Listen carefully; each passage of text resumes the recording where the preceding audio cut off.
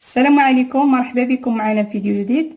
كنتمنى هذا الفيديو يلقاكم بخير وعلى خير في احسن الاحوال. اليوم غادي نحضروا الكرموس مع الزيت البلديه او الشريحه هي وزيت العود مع الثومه والزعتر، وصفه هائله للبرد وصحيه. بالنسبه لي انا شخصيا مجربها لوليداتي، هائله للبرد، زوينه بزاف. وهذه الوصفه اللي عندي لكم بالثومه مزيانه للحساسيه بزاف. الكرموس كنمسحوه من قبل، كنشدو واحد المنديل نقي، كنمسحو حبه بحبه، كتكون الغبره فيه وداك الشيء، وكنشدو واحد الموس وتنقطعوه على هذا الشكل هذا، وتنقلبوه ربما تكون فيه شي حاجه لداخل، او كاين بعد وحده كتكون يابسه ومسوسه من داخل. كنقلبوه حبه بحبه كامل، كنقطعوه بحال هكا، تنقلبوه. كما كنعرفوا التين مذكور في القرآن الكريم، الفوائد ديالو لا تعد ولا تحصى، مفيد بزاف. هاد النعمه اللي عطانا الله سبحانه والحمد لله عليها. هكا كامل كندوزو عليه. بالنسبه لهذا وهذا بجوجهم نفس الطريقه غندير ليهم. وبالنسبه لهاد القراعي اللي عندي دائما تنقول لكم تكونوا معقمين.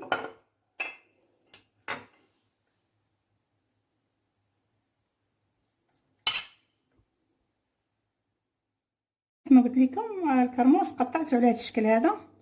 بالنسبه لهذا الكحل ولهذا حتى هما قطعتهم وقلبتهم من داخل كامل، قطعته. دابا غادي نبدا نديرو في القريعات ديالي.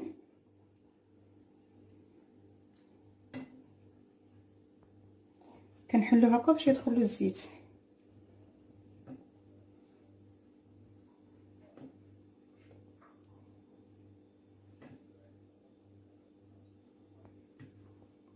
غنبقى غادو كندير في الزعتر.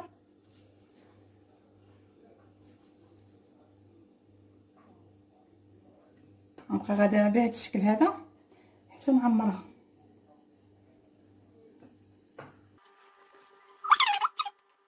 ما شفتوا معايا دابا كندير هاد الكرموس، نعمر هاد القريعه هذه الطريقه الاولى.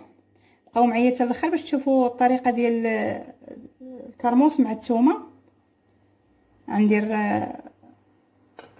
وحده بالزعتر وحده بالثومه. بقاو معايا حتى الاخر باش تشوفوا ديال الثومه ان شاء الله، هي اللي هائله للحساسيه.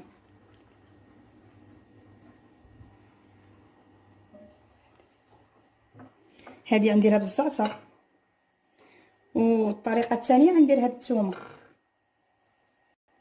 كنبقاو غاديين على هذا الشكل. غادي كنزيدو الزعتر باش يجي كامل منسم بالزعتر. وهاد الزيت ديالو كتجي زوينه، كتبقى تحطيها للدراري الفطور الصباح، زوينه للبرد. كتحطيهم ديك الزويته يغمسوا فيها، ومره مره كتعطيهم ديك الكرموس عاوتاني كياكلوه. 3 الحبات كتعطيها لهم في الصباح، زوينه بزاف. طريقه زوينه، بجوجهم زوينين هما، ولكن بالاخص ديال الثومه بالنسبه لي عندو الحساسيه زوينه. وحتى اللي ما عندوش الحساسيه غير البرد راه مزيان، داك النزله ديال البرد وداك الشيء في البرد يعني راه زوين احسن من داك الدواء وداك.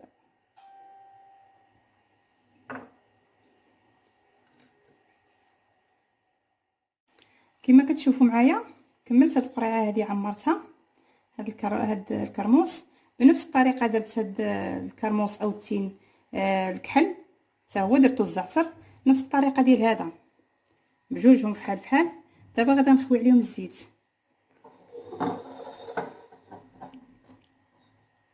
الزيت العود الطبيعيه ديال المعصرات، ماشي ديك الاخرى كتكون فيها شي مواد ما كنعرفوش شنو فيها. هذه كنكونوا طحنا على يدينا كتكون مزيانه. دابا غادي نخوي عليها الزيت كامله تتعمر.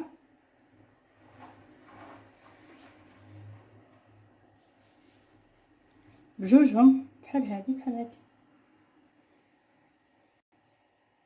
هاد الزويته ديالهم كتجي منسمه بالزعتر، كتجي غزاله زوينه بزاف.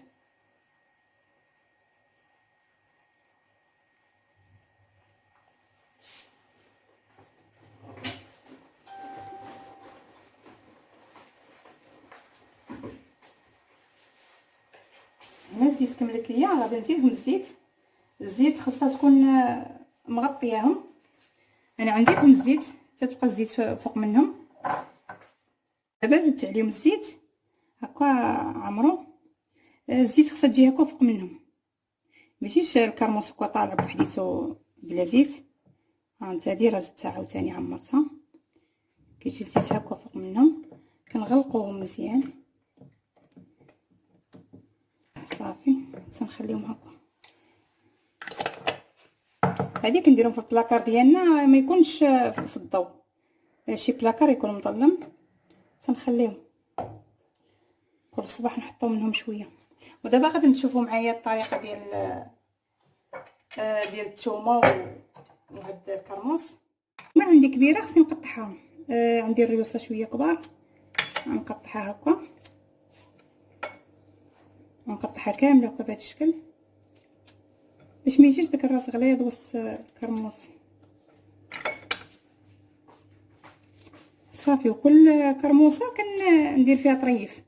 فهمت على هاد الطريقه هذه. كنشد الكرموسه فهمت بهذا الشكل هذا. وهاد الوصفه حتى اللي ما عندوش الحساسيه مزيانه ليه، يعني وقايه للبرد مزيانه زوينه بزاف. كنمشي كامل بهاد الطريقه هذه حتى غادا نعمر هاد القريعه ديالي. وبالنسبه لهذا ديال الثومه كما شفتوا انا عمرتهم كاملين، كل حبه درت فيها كطريف ديال الثومه صافي. وغادي نخوي عليهم حتى هما الزيت بحال الشكل ديال القريعات الاخرين. حتى هاد القريعه عاوتاني نعمرها كامله تيولي الزيت فوق منهم. هادي زوينه بزاف البرد. تيكونوا الدراري هكا تيكحبوا داكشي، كتعطيهم معلقه صغيره ديال الزيت هذا فيه الثومه، زوينه بزاف صافي. ملي كنديروا عليهم الزيت ما تنقيسهمش بيدينا هكا، كنضغطوا عليهم باش الزيت هكا يطلع فوق منهم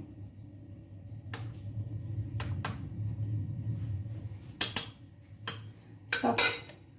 غادي نسدها صافي ونديرهم في البلاكار صافي. هما هادو القريعات ديالي.